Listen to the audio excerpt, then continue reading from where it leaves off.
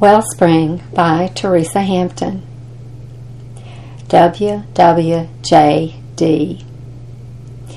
There was an expression used a few years ago that took off in popularity like grass afire.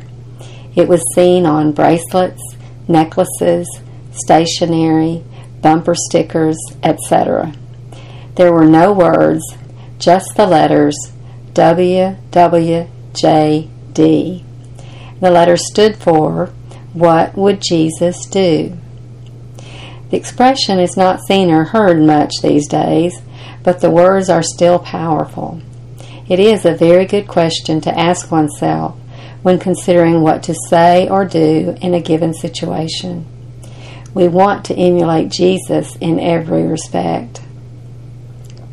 There's another person I try to emulate. Her name is Jane McWhirter. Her godly life is worthy of imitation. When considering the appropriateness of a word or action, I often ask, what would Jane do? I want to imitate her Christ-likeness. Consider Paul's words, "Imitate me just as I also imitate Christ." 1 Corinthians 11:1.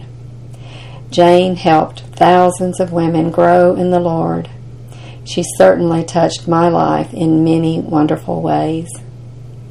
My first introduction to Jane was when I heard her speak to women at Freed-Hardeman University.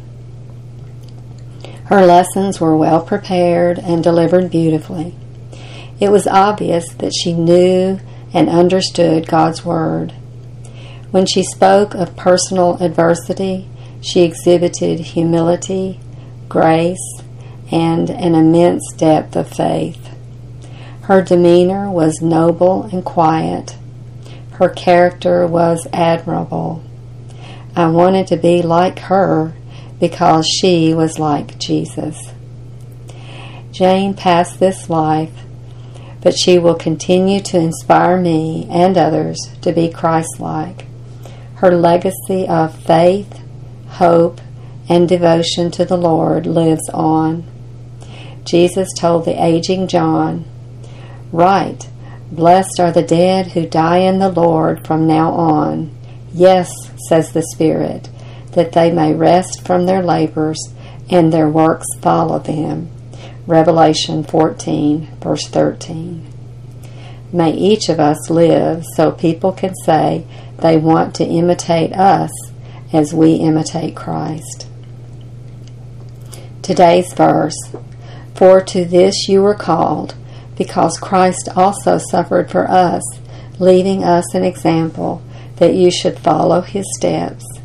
1 Peter 2, verse 21.